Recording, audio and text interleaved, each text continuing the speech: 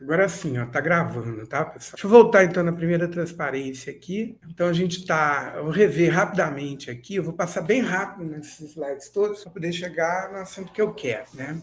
Então nós vimos que linguagens regulares têm um limite, tem determinadas construções que ela não é possível de computar, né, de verificar, de gerar. Então, essa classe aqui, por exemplo, essa linguagem ON, um N, né, em que eu tenho que contar a quantidade de N's, de zeros, né, seguido de N's, tem que ser igual, não dá para fazer com linguagens regulares. Para isso, a gente tem uma outra classe chamada gramática livre contexto para poder descrever, analisar e gerar linguagens desse tipo aqui. Para poder trabalhar com ela, nós não vamos usar autômatos finitos, conforme nós usamos em linguagem regular, nós vamos usar autômatos de pilha. O que é autômato de pilha? É um autômato que, além dos estados, etc., a gente vai ter uma estrutura auxiliar, né, uma memória chamada pilha. E aí a gente vai poder realizar operações com essa pilha, certo? E é isso que vai possibilitar a gente poder trabalhar com linguagem desse tipo aqui, né? Existe uma classificação, né, de linguagem que a gente vai ver. Então tem lá as linguagens regulares, as linguagens livres de contexto, linguagem sensível a contexto, linguagens recursivamente enumeráveis,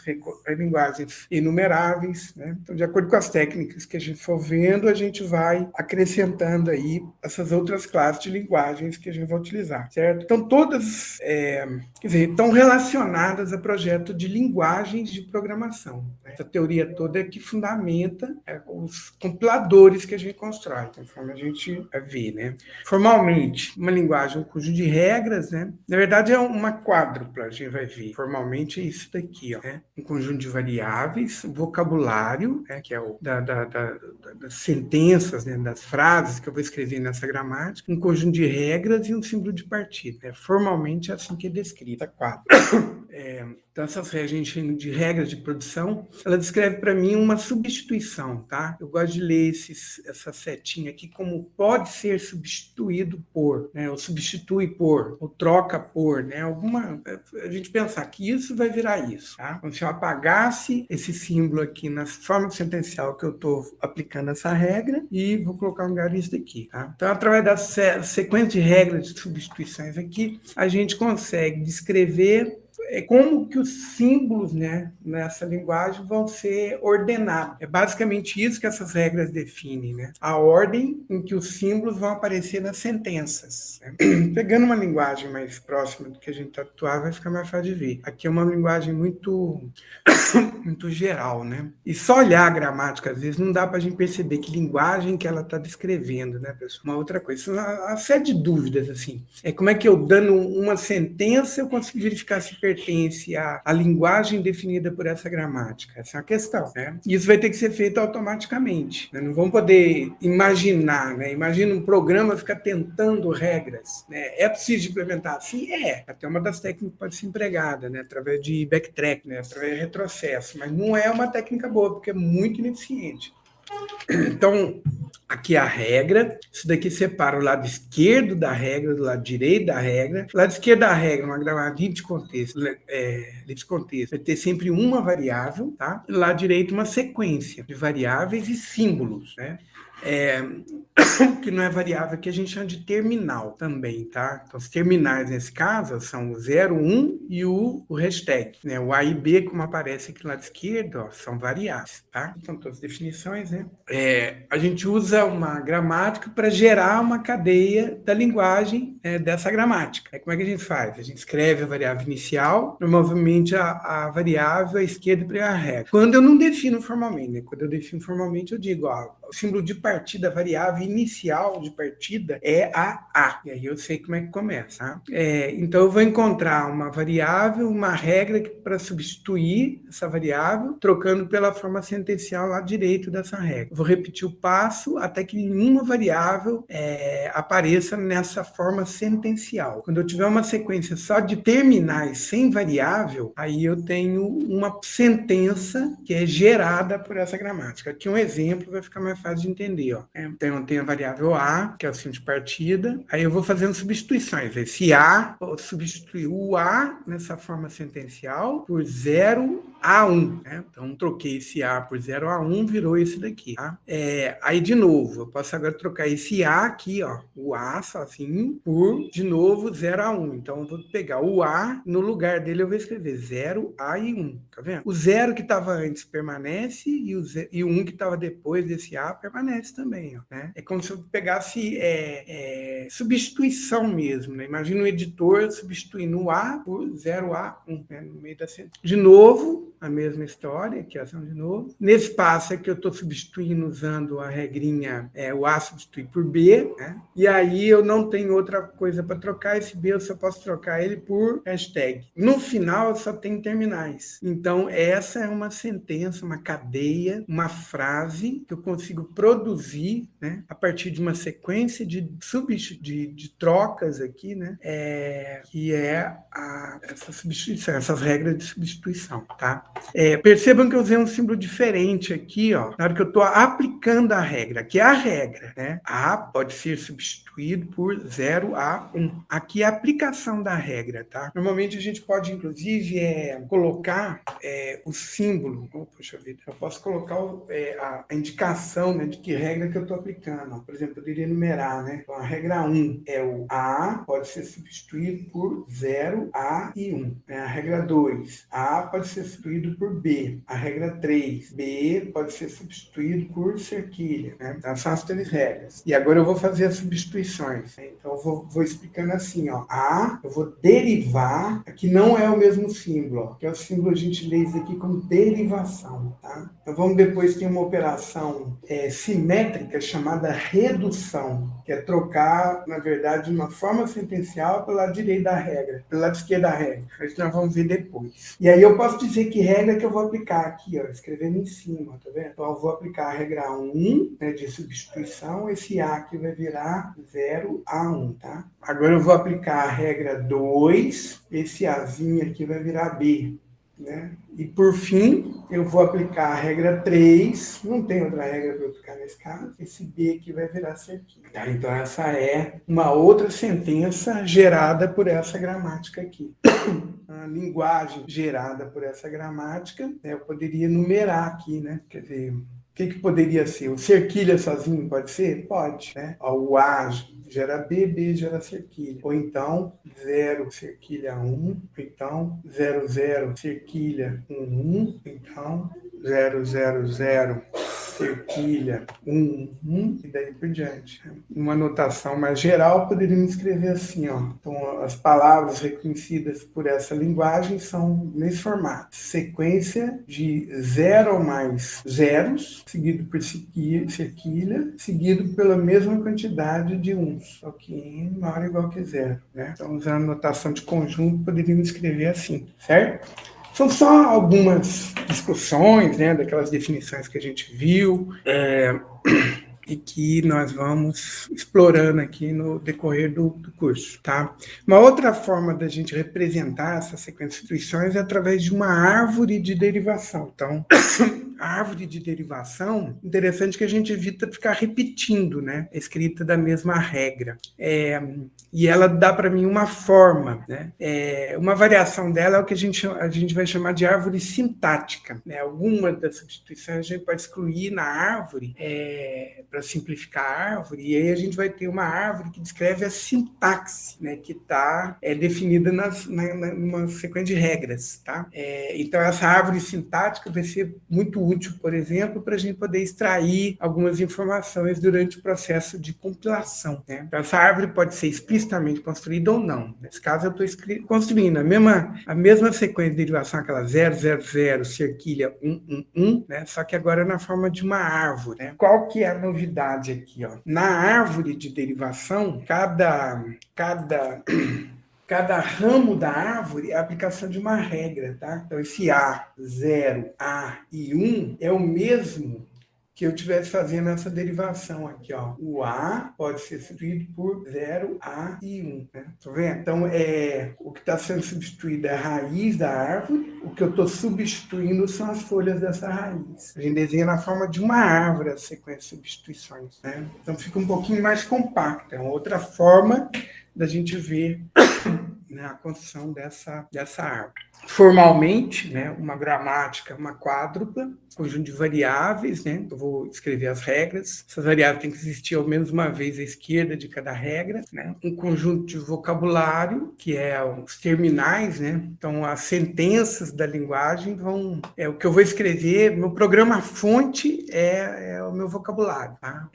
Todos os símbolos que eu uso no programa-fonte é o vocabulário. Como é que eu vou encadear essas palavras-chave, símbolo de atribuição, operadores, etc., tal, vai estar nas regras, conjunto de regras. Então, através das variáveis, né, e eu vou definindo como é que é um comando de atribuição, como é que é um comando de escrita, como é que é uma chamada de função, todas as regras de sintaxe vão estar aqui. Essas regras são escritas da seguinte forma, né? Lado esquerdo, uma variável, lado direito, uma forma sentencial. O W aqui é uma combinação, né, de variáveis e símbolos do vocabulário, né? A união desses conjuntos fez de quem? Todas as combinações possíveis, inclusive conjunto vazia, que até inclusive nada. Posso uma variável derivar nada. E a gente tem um dos símbolos uma variável especial que é chamado símbolo de partida, né? Eu posso ter mais de uma variável na gramática, mas as sentenças válidas obrigatoriamente têm que partir do mesmo símbolo, né? Se eu não definir a gramática assim, formalmente com essas quádruplas, pessoal, eu posso definir usando só as regras. Aí fica subentendido, né, que as variáveis estão no lado esquerdo das regras, fica subentendido as regras, né, já estão todas ali. O que não for variável está no lado direito é terminal, e o símbolo de partida, por definição,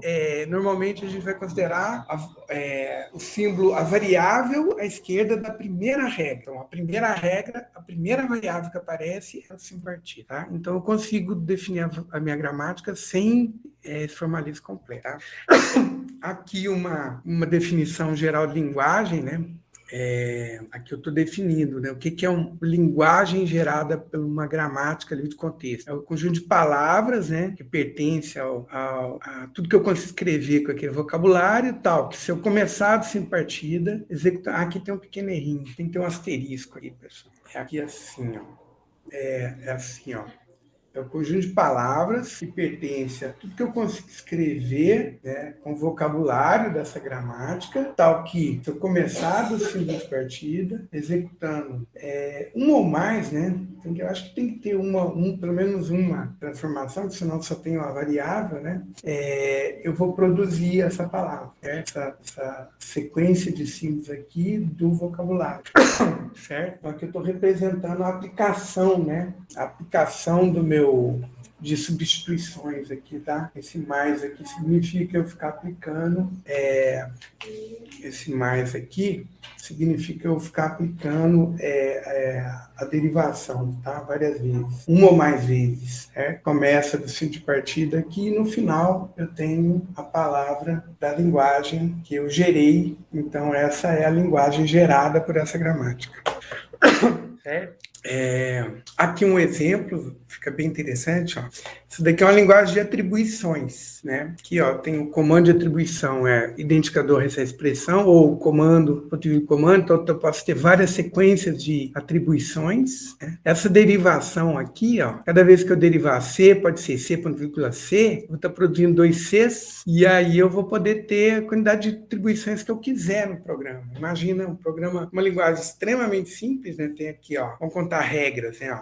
Aqui eu estou simplificando, nessa barra aqui eu estou simplificando, mas a gente tem a gramática mesmo é essa aqui, ó. C pode ser identificador recebe, tá? O recebe aqui, a atribuição é 2 pontos igual, tá, pessoal? Algumas linguagens usam atribuição. Essa é uma regra. A outra regra, C pode ser C, ponto e vírgula, C, tá? Então, aqui eu estou simplificando quando eu ponho essa barrinha aqui, são 2 regras, né? É isso ou essa outra regra aqui, é só para simplificar, né? Daqui eu posso simplificar. Aí eu fiz a simplificação aqui, né? Ó. C pode ser I recebe expressão, identificador recebe expressão, ou C, ponto e vírgula, C. Ao invés de escrever as 2 regras assim separadas, a gente está botando as 2 juntas, usando essa barra aí. Né? As outras regras.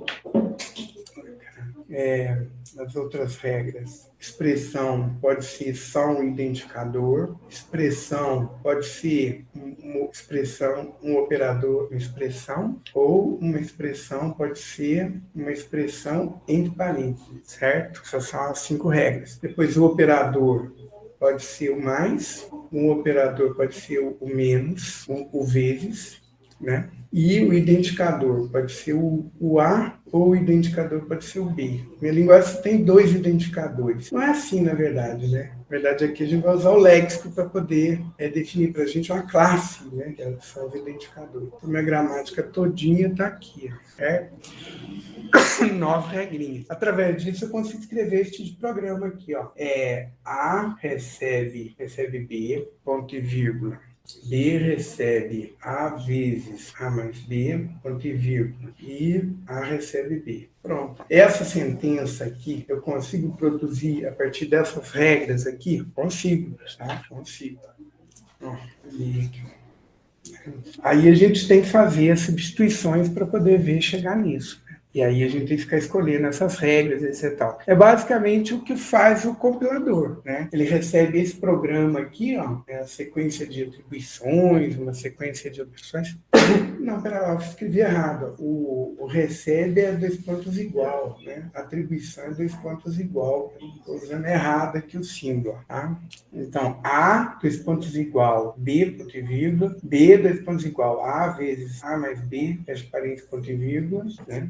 É um bom exercício, tá? Tentar pensar todas as substituições aqui para produzir isso. Na lista de exercício eu vou passar isso daí para vocês, tá? Aqui uma linguagem mais assim próxima do que a gente vai ver na prática, né? Aqui uma outra linguagem, né? Essa linguagem é outra gramática. Temos aqui uma variável, 2 símbolos do vocabulário A e B, esse conjunto de regras aqui, o símbolo de partida é o S. Né? Essa linguagem gera cadeias pareadas, né? Toda vez que aparece um A, tem que aparecer um B, fechando, tá? Em qualquer sequência. Essa linguagem, ela pode, se a gente pensar o A como A parênteses e o B como fecha parênteses, o A como uma hashtag de abertura, B como hashtag de fechamento, essa é a linguagem que a gente tem, por exemplo, em HTML, XML, né?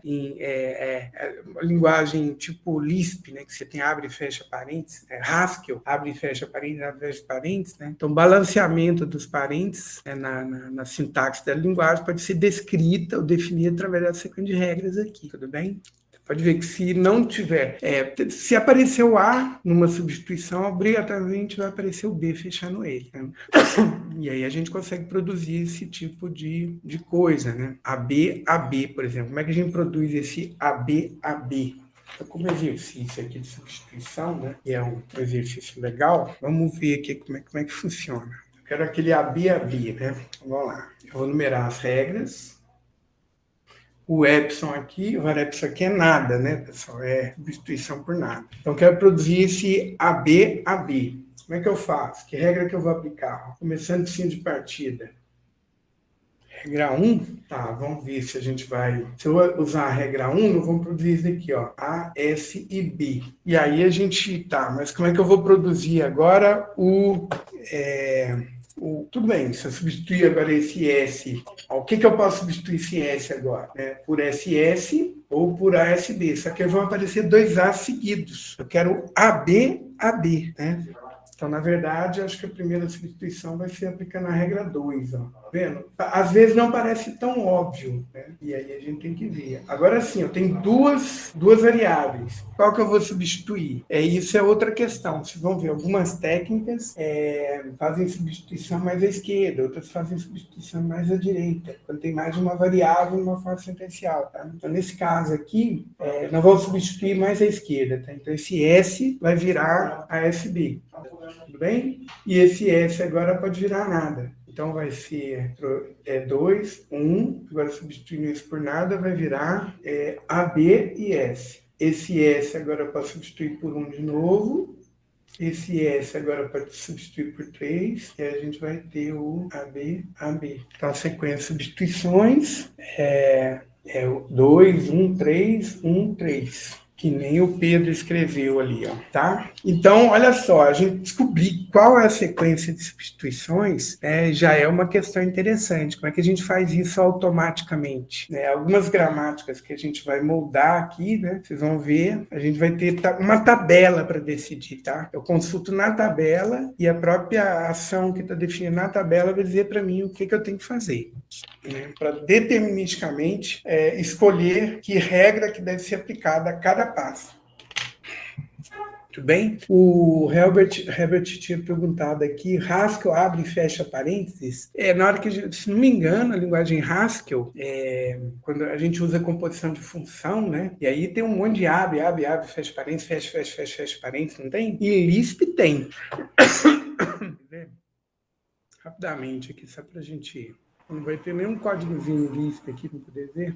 Lisp é parecido com Haskell, tá, pessoal? Aqui, ó. Aqui é na verdade é um dado em Lisp, né? Mas olha só, é uma coleção de fecha parênteses, tá vendo? Toda uma definição aqui, né? As operações. Olha aqui o código, ó. Um código em Lisp, né? Tá vendo? Então, abre, fecha parênteses. Então, essa regrinha, né, de abre e fecha parênteses de Lisp pode ser parecida com isso aqui, ó. A linguagem Lisp a gente vai ter lá na definição analisador sintático da linguagem Lisp, uma estrutura parecida com essa aqui, no meio de outras coisas, né? Então, esses abre e fecha aqui vão estar no meio de outros contextos aqui, tá? Tudo bem, Albert? Então, no caso, somente um S vai mudar a cada atribuição. Isso. A regra de substituição é essa. Você pega uma variável na forma sentencial, aplica uma regra para substituir aquela variável. E aí tem escolha, né? Se tem mais de uma variável, você vai escolher a mais à esquerda ou a mais à direita. Normalmente é assim, tá? Dá para fazer aleatoriamente? Dá, só que se a gente vai programar, né, na programação a gente vai determinar a escolha que a gente vai tomar, né? Eu vou olhar um literal, né? A primeira variável que eu encontro é a que eu vou substituir ou é a última variável que eu encontro que eu vou substituir? Então, mais à esquerda ou mais à direita? Isso é feito assim, tá? Então, aqui tem algumas questões que a gente vai trabalhar um pouquinho ainda, né? Para a gente poder construir uma gramática de contexto, assim como para construir um autômato finito, a gente tem que usar um pouquinho de criatividade. No final, nós vimos até a técnica, né, para construir autômato finito, determinístico, baseado em expressão, né? Então, eu tenho que saber como é que eu quero os simples encadeados, como é que os elementos vão aparecer, né, na expressão regular, e aí, através de uma sequência de construção, né, eu consigo construir o autômato finito determinístico, calculando, sem ter que ficar criando, etc. Ele viu isso. Na gramática, não. Na gramática, a gente vai ter que pensar as regras mesmo, como é que eu quero os símbolos ordenados para poder construí-las, né, de forma correta. Algumas dicas aqui, né? Linguagem de contexto são normalmente união de linguagem simples, então a gente pode pensar a linguagem simples depois de juntar as duas de regras, né? Para gramática regular é fácil, né? Aqui tem umas receitas, né, de como é que a gente transforma cada uma das transições lá do autômato finito determinístico numa regra, né, para uma gramática livre de contexto. Quer dizer, se eu transformar um autômato finito determinístico em gramática, essa gramática não vai ser livre de contexto, vai ser uma gramática regular, tá? É a classe de gramática que está diretamente relacionada aos autômatos finitos determinísticos, tá? A linguagem pode ser construída com regras na forma, né? Então, esse tipo de regra aqui vai aparecer muito, né? A regra, a variável, pode ser escrita por símbolos que precedem um prefixo, a variável, um sufixo, né? Então, como é que ele vai construir isso? E linguagens mais complexas vão aparecer em estruturas que aparecem recursivamente. Então, vai ser uma regra só, vai ser um conjunto de regras, tá, pessoal? Parece coisa do outro mundo, mas vocês vão ver que está diretamente relacionada a linguagens de programação, né? Então, não é uma coisa assim, sem pé nem cabeça, não. Uma gramática de contexto é denominada ambígua quando existe mais de uma árvore para a mesma sentença que a gera. Então, a ambiguidade é uma coisa que pode aparecer em algumas gramáticas que a gente define, mas não é uma característica que a gente quer em linguagem de programação. A árvore, de certa dessa forma, ela define significado para aquela estrutura sintática. Se tem mais de uma árvore, significa que eu posso interpretar aquela expressão de mais de um jeito diferente. Tá? Esse é um caso, ó, né? Esse exemplo aqui não é muito bom, porque aqui, né, é uma soma de termos, né? E aí a ordem aqui não importa muito, mas são duas árvores distintas, né? Mas vamos pegar uma outra expressão aqui, usando a minha gramática, só que agora com vezes e o mais.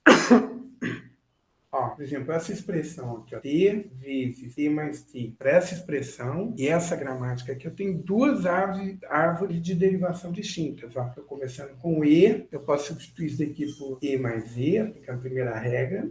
Esse E aqui pode virar T já. Não, esse E aqui vai virar E vezes E, né? E agora os E's vão virar T, tá? Pode ver aqui, ó, se eu percorrer em pré-ordem, eu tenho essa expressão. Eu tenho essa sentença aqui, ó. Um T vezes T mais T. Tá vendo? Então, essa é uma forma. Uma outra sequência para derivar a mesma sentença seria essa aqui, ó. O E, ao invés de derivar E vezes E mais E, eu vou derivar E vezes E. Tá? E aqui, esse daqui já vai derivar T direto, esse daqui vai ser E mais E, ou, poxa vida, é mais aqui, tá?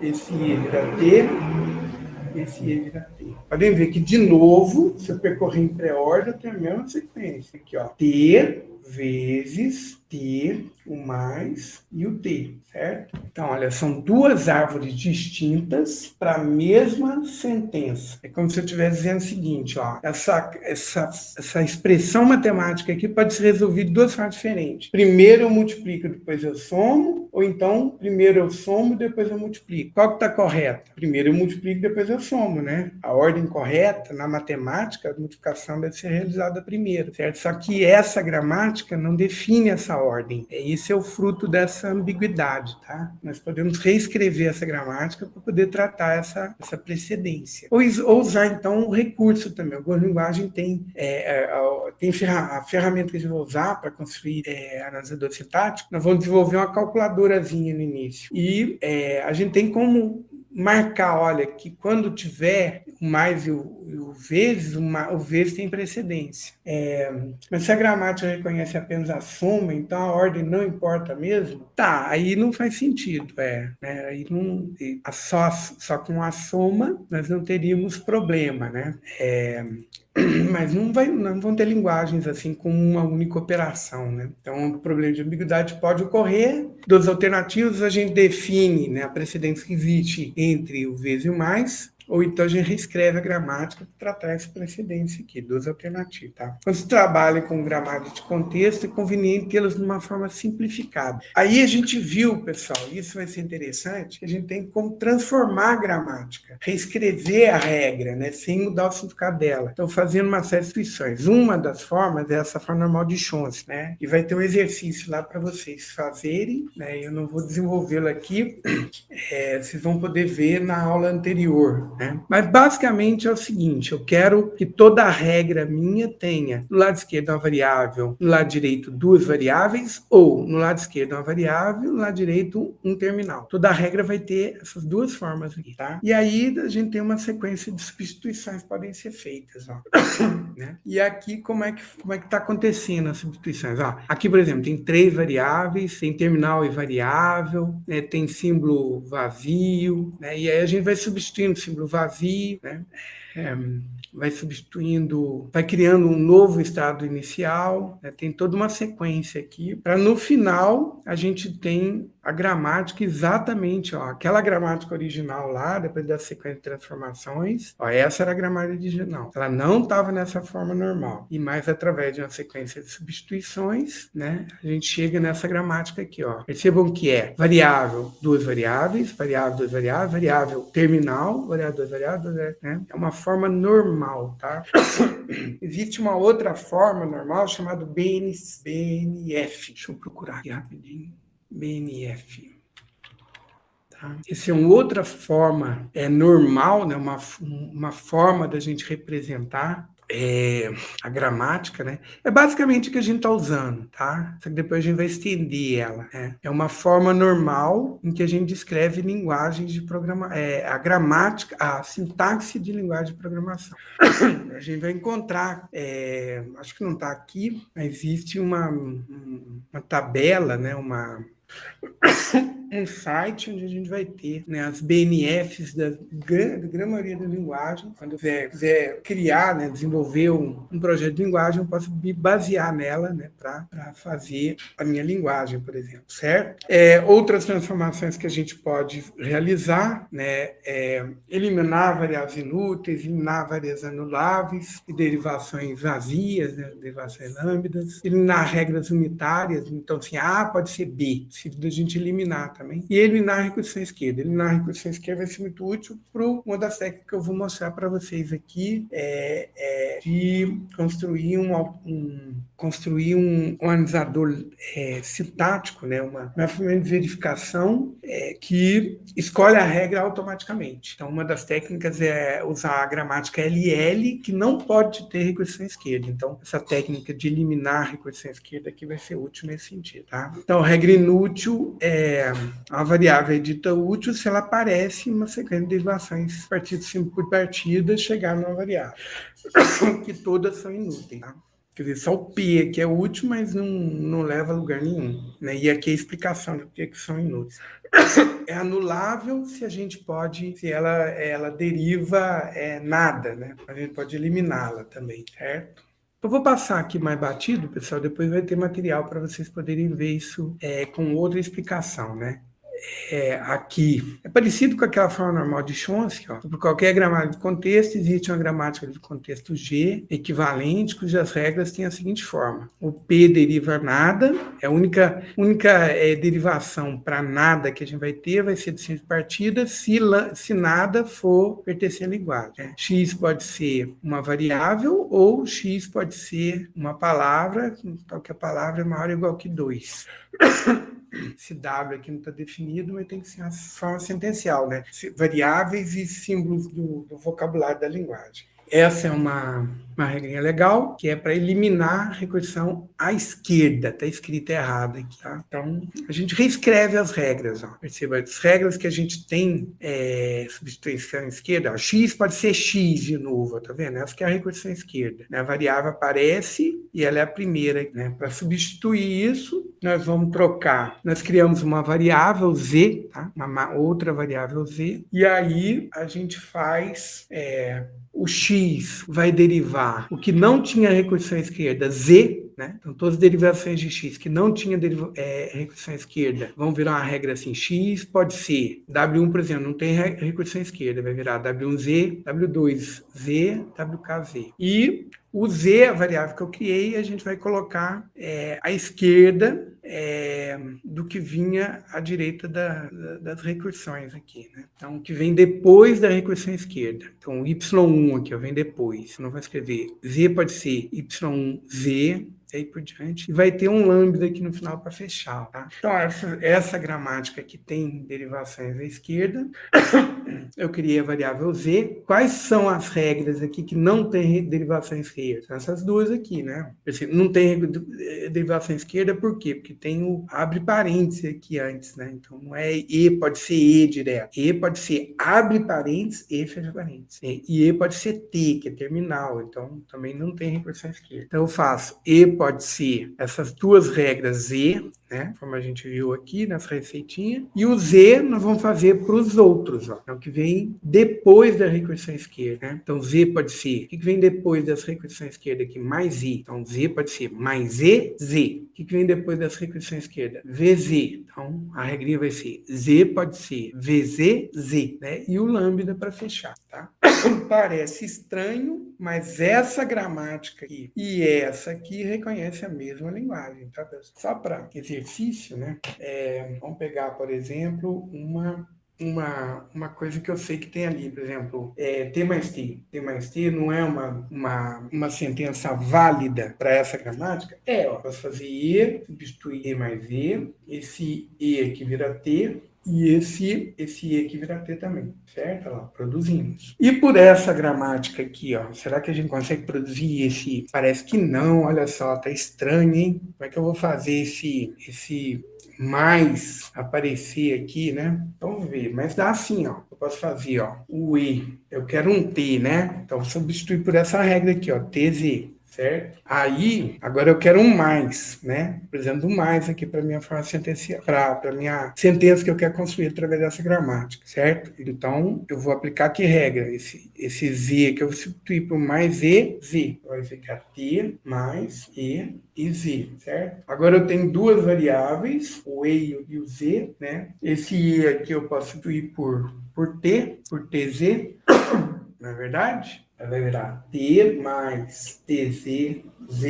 E agora, para fechar, esses Z's aqui, ó, eu posso substituir por nada, né? Esse Z substituir por nada vai virar T mais TZ.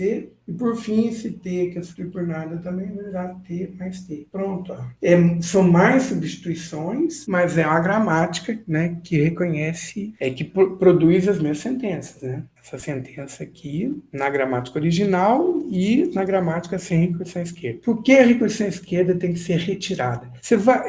Nós vamos ver uma das técnicas. Para eu poder decidir que regra que eu vou aplicar, vocês viram que ficou até mais fácil agora, né? Nós vamos ter uma técnica que é uma tabela preditiva. E aí, nessa tabela preditiva, eu vou saber que regrinha que eu vou aplicar olhando o próximo símbolo na sentença, né? E isso eu consigo fazer só se a gramática não tiver recursão à esquerda. Se tiver recursão à esquerda, eu vou ficar entrando na mesma regra recursivamente, né? E eu não vou ter como escolher, sabe? Eu vou ter que mostrar a técnica para ficar mais fácil de você ver, mas é uma questão a ser tratada dependendo da técnica que a gente for aplicar para decidir que regra que eu tenho que usar, né? Aqui eu estou usando intuição ainda, perceba que eu não automatizei esse processo aqui de verificar se pertence ou não, né? Certo? Nós vamos ver, Rafael. Vai ficar mais fácil na hora que eu entrar no assunto. Acho que na hora de amanhã eu já vou falar sobre gramática LL, e aí a gente consegue ver isso com mais detalhe. Tá? Aí tem outro formalismo, que é o autômato de pilha. Né? Eu perdi aqui um tempinho também falando sobre isso. Né? A gramática é uma forma de especificar, linguagem, ritmo, contexto. O autômato é uma forma também que a gente pode utilizar para equivalente à gramática, ritmo, contexto. O autômato com pilha é um autômato finito não determinístico, que além da entrada, aquela tabelinha de controle, né, das transições, a gente vai ter uma pilha que a gente vai poder manter. Então, além de executação, né, de pular de um estado para o outro, por exemplo, e consumir entrada ou não, né, aquelas operações que a gente viu, nós vamos ter a opção também de inserir e retirar valores da pilha a cada passo. Tá? Ou não fazer nada também. Eu posso fazer uma transição sem não mexer na pilha, o autômato com pilha é parecido com o autômato finito não determinístico, só que tem uma estrutura, uma memória chamada pilha. Tem o poder equivalente à gramática de contexto. Então, para cada gramática de contexto, a gente tem um autômato de pilha correspondente, para cada autômato de pilha, nós temos uma gramática de contexto correspondente. A pilha é infinita, né? Mas essa é em teoria, né? A estrutura de dados que a gente vai usar, em algum momento ela pode lotar. Mas para as estruturas que a gente vai usar em linguagem de programação, né? Os autômatos de pilha que a gente vai construir vão ser suficientes, tá? Assim, intuitivamente, pessoal, a pilha ela vai ser usada para representar assim, o alinhamento que vai existir entre estruturas, sabe? Por exemplo, uma repetição dentro da repetição, dentro da repetição, dentro da repetição. Então, se a gente vai resolver através desse autômato de pilha. Então, na gramática, a gente vai ter uma regrinha que vai possibilitar, né, essas estruturas alinhadas e a gente vai conseguir verificar e analisar isso usando o autômato de pilha. O autômato de pilha determinístico não é equivalente ao autômato de pilha não determinístico. Isso aqui é uma coisa bem interessante. Né? O autômato de pilha determinístico é mais limitado do que o autômato de pilha não determinístico. Né? E o não determinismo é a possibilidade de a gente ter mais de um caminho de execução, né? Mais de uma, poder executar em paralelo, mais de uma operação, seguir mais de um caminho no autômato, né? Isso daqui eu não vou demonstrar, mas é uma coisa importante, tá? Então, a definição formal de um autômato de pilha é uma sextupla. Qualquer novidade aqui, ó. A gente tem um conjunto de estados, vocabulário do autômato, vocabulário da pilha, não precisa ser o mesmo, tá? Aqui a função de transição vai ser um pouquinho diferente de gente atuado. O estado inicial e um conjunto de estados finais. O autômato pilha, a aceitação vai poder ser por estado final ou por pilha vazia, por exemplo. Então, quando eu chego numa pilha vazia, posso aceitar. Depende do jeito que a gente vai programar esse autômato de pilha. Então, Q é o estado, conjunto de estados, sigma é o alfabeto de entrada, gama é o alfabeto da pilha, delta é a minha função de transição. Perceba, ela tem 3 parâmetros de entrada, né? É o estado, o símbolo do vocabulário mais o símbolo vazio, um símbolo da pilha mais o símbolo vazio, e o resultado é aquela função potência, né? É uma combinação de estados, símbolos da pilha, incluindo cadeia vazia. Perceba que cadeia vazia não está nos conjuntos originais, desaparece aqui na hora que eu for escrever minha função de transição, tá? Q0 é o estado inicial, né? F, Q0 é um estado, conjunto de estados, que é chamado de estado inicial. F é um conjunto de estados, né? Do conjunto de estados que a gente chama de estados de aceitação. Aqui um exemplo de um autômato, tá? E aqui as operações, né? Então, pode ter mais de um estado inicial? Pode, seria outra característica de indeterminismo também, né? Mas nos livros que a gente está usando, eu acho que, se não me engano, o Vieira trata essa possibilidade, discute isso, né? Mas no livro do Sipser, não, a gente vai ter só um estado inicial, por isso que Q0 aqui pertence, é um elemento só, né? Q0 é um elemento, não é um conjunto. O F aqui está contido ao igual, aí é um subconjunto. O conjunto de estados finais é um subconjunto. Mas é teórico só, né? E não é tão importante, tão relevante. Aqui, uma definição formal, né? Não fica tão fácil da gente ver. E aqui uma versão gráfica, ó, tá? Do mesmo autômato. Tem uma ferramentazinha, pessoal, que eu não mostrei para vocês e que está disponível no material, que uma ferramenta que apresenta, né, e simula o funcionamento desse máquina. Acho que eu vou deixar para começo da aula de amanhã, que eu preparo melhor aqui esse exemplo. Pego esse exemplo mesmo e dou uma ideia para vocês como é que funciona. Mas basicamente é o seguinte, ó, como é que a gente vai traduzir, né, e entender o funcionamento. Ó, o diagrama do autômato de pilha é semelhante ao diagrama de estados usados para o autômato finito determinístico e não determinístico. As transições escrevemos, né, A, B, ponto e vírgula C, que é essa ferramentazinha que eu usei para ilustrar isso daqui, que significa, né, A, B, seta C, conforme está no livro do CIPS. No CIPS ele usa essa notação aqui, ó, como rótulo de cada uma das transições, tá? Então significa o quê, ó? O primeiro símbolo é o símbolo que eu estou lendo na entrada, né? Eu estou processando. O B é o símbolo que eu estou substituindo na pilha. Eu estou substituindo B por C na pilha, tá? Então eu leio B e escrevo C na pilha. Troco esses dois valores quando isso está sendo realizado. Então, por exemplo, e aí quando esses valores aqui, o A, B ou C, são epsilon, né? Aí a gente vai fazer a seguinte leitura. Então, por exemplo, se o A é igual a epsilon, então significa que eu posso fazer a transição sem ler nada na entrada, sem consumir nenhum símbolo na entrada. Se B é igual a epsilon, significa que eu posso fazer a transição sem desempilhar. E se C é igual a vazio, né, a var epsilon, então significa que eu posso fazer a transição sem empilhar nada, tá? Então, voltando aqui, ó, então eu posso transitar de Q1 para Q2 sem ler nada na entrada, sem desempilhar nada, empilhando dólar, tá? E aqui, ó, eu fico de Q2 para Q2, se eu leio 0, eu não desempilho nada e empilho 0. Leio 0 na entrada e empilho 0 na pilha. Leio 0 na entrada e empilho 0 na pilha. Então, eu fico aqui, tá? Quando eu leio 1 na entrada, aí eu desempilho um 0 e não empilho nada, né? Desempilha e empilha, nessa ordem aqui, tá? E aí em Q3 eu vou ficar leio 1 na entrada, desempilho 0 na pilha e não empilho nada. Leio 1 na entrada, desempilho 0 na pilha e não empilho nada. Faço isso até que não tenha mais nada. E a última transição, que é para o estado de aceitação, sem ler nada na entrada, eu desempilho o dólar da pilha e não empilho nada. E vou para o estado Q4. Esse autômato aqui, pessoal, de forma assim bem resumida, né? E está implementando sequência de zeros seguido pela mesma quantidade de uns, né? Essa linguagem aqui.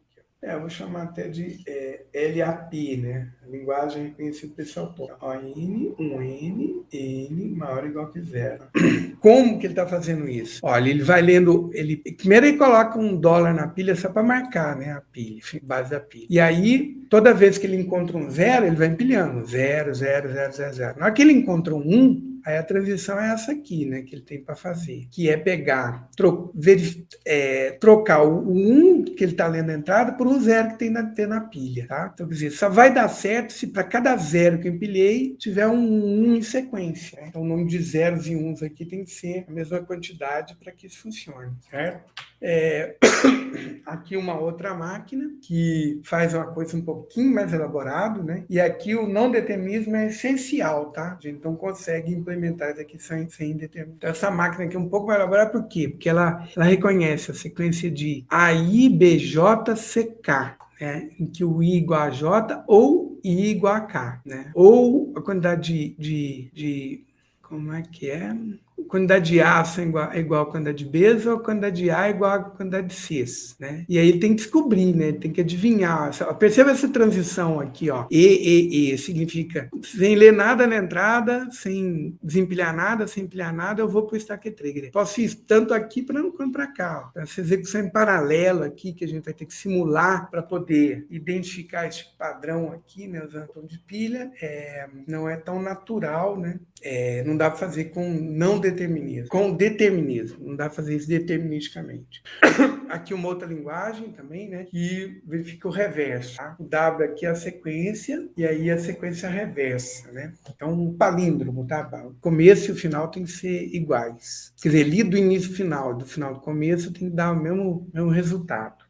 Aqui, esses dois é que eu deixei em aberto e vai ter exercícios se transformarem mas eu não vou perder muito tempo com isso não é o mais importante dessa parte. E vai ter o material que eu vou deixar disponível, é isso que eu... Mas basicamente, ó, tá sendo definido aqui, ó, tem um teorema que diz que todo gramático de contexto existe um autor de pilha correspondente. Para todo autor de pilha existe um gramático de contexto correspondente. Então, os roteiros aqui agora apresentam como que a gente pode transformar uma coisa na outra, tá? Então, são receitinhas, né, de como é que a gente vai transformar.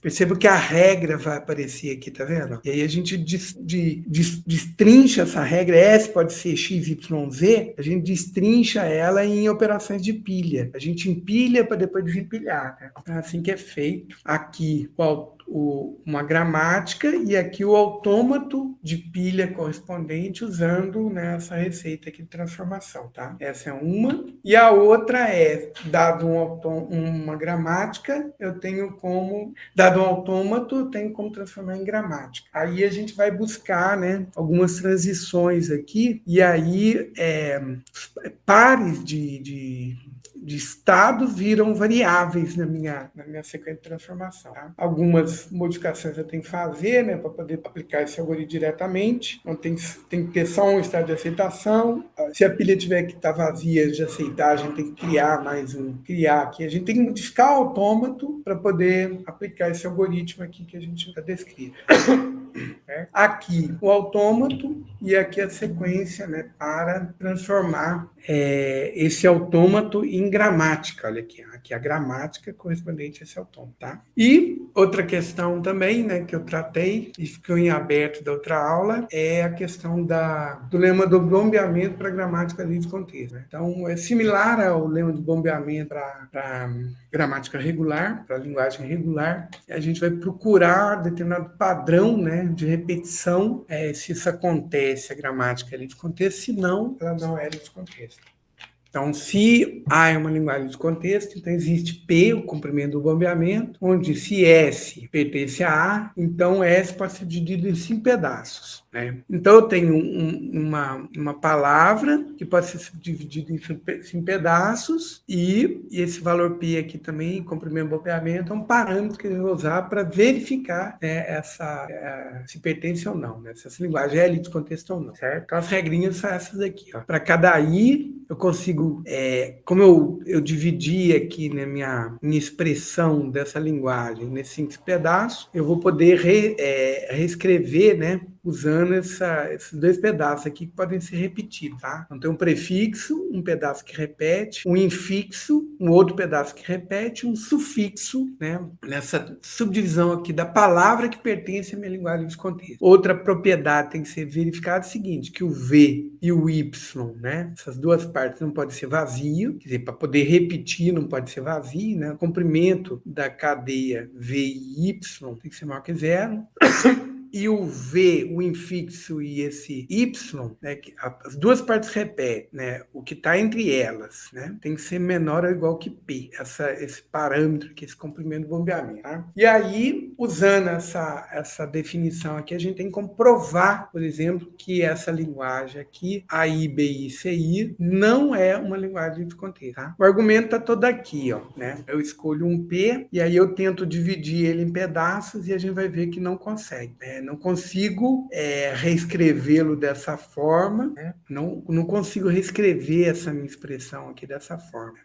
Tendo repetindo só V2 e Y2, por exemplo, não é possível, certo?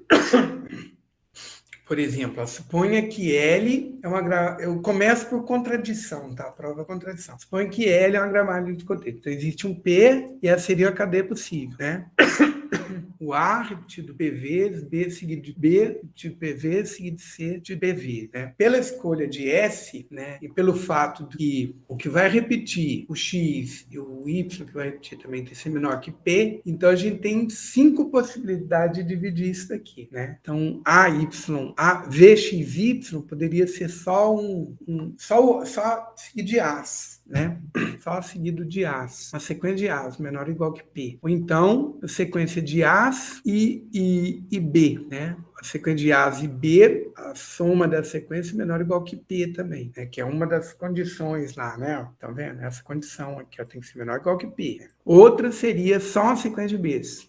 Ou então, a sequência de B seguidos por CK, né? E uma sequência ou só uma sequência de Cs, tá? Só que todas elas, se eu tentar depois reescrever isso daqui, ó, se eu tentar bombear o Y aqui, ó, tentar, né, imaginando a sequência só As, né? Se eu bombear aqui agora, só vai dar A repetido, não vai ter o B e o C. E aí a quantidade de As vai ser maior do que B e C, que contradiz aqui a possibilidade de eu bombear, né, na linguagem. Pessoal, a ferramentazinha que eu vou mostrar para vocês, que simula e implementa alguns algoritmos que a gente vai ver lá de amanhã, ele tem uma parte que é só para a gente testar esses lemas de bombeamento aí, tá? E aí tem exatamente para as linguagens. É legal que aí você pode ficar aumentando e diminuindo e ele já vai dizendo para você por que não dá certo, por que não encaixa, por que tá errado, por que aquela linguagem não é de contexto. Aí eu vou mostrar, vai ficar graficamente, acho que vai ficar mais fácil de entender, certo?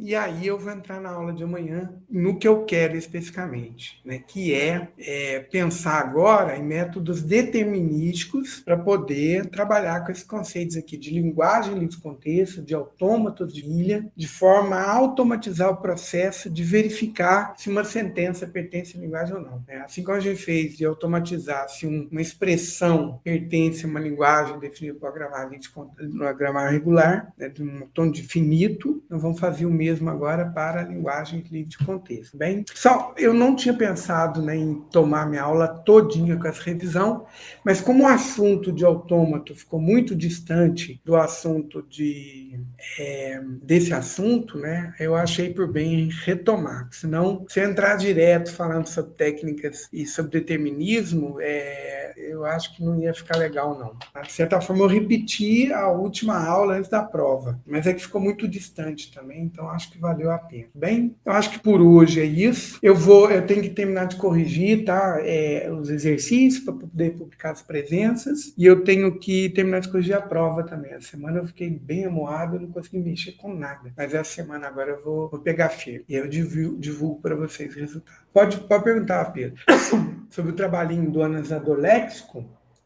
Existe sim, se não me engano é _W, mas eu não passei isso para vocês não. Vocês poderiam procurar na documentação do... Ah tá, na verdade existe um símbolo que substitui todos, exceto /N, que é o ponto, né? Não, o asterisco, o Herbert, representa fecho de Kleene, né? Ah, ponto asterisco é sequência de qualquer coisa, exatamente. O ponto asterisco, que nem o Elbert falou ali, ele é qualquer coisa exceto Enter. É uma sequência de qualquer símbolo exceto Enter. Mas tem na documentação, sim, o ponto como qualquer coisa. Eu vou procurar aqui, mas tem sim. Acho que tem compiladores. Aqui, ó, olha lá, o pontinho, ó, quando eu falo sobre os metacaracteres, é um símbolo que a gente vai usar expressões regulares na hora de especificar coisas para o lex, o flex, a ferramenta que vocês usaram. Aí tem lá o ponto, ó, ponto é qualquer caractere, exceto nova linha. Se você colocar ponto asterisco, então é a sequência de qualquer caractere, exceto nova linha. Tá lá no livro de compiladores, está disponível para vocês. Tudo bem? Eu vou parando por aqui também. Achei que não ia aguentar da aula toda, mas consegui. Nós continuamos amanhã, então, tá? Eu estou atrasado uma semana agora por conta da parada, mas a gente retoma. Nós vamos retomar. Se for necessário, eu marco uma aula fora do horário, aí eu convido quem puder, né, participar da aula para gravar. Bem, então, muito obrigado, boa semana para todo mundo, bons estudos, e aí eu vou atualizando no Moodle, eu vou mandando mensagem para vocês. Falou? Eu vou interromper a gravação, então, depois eu divulgo, eu vou publicar de novo aqui a aula.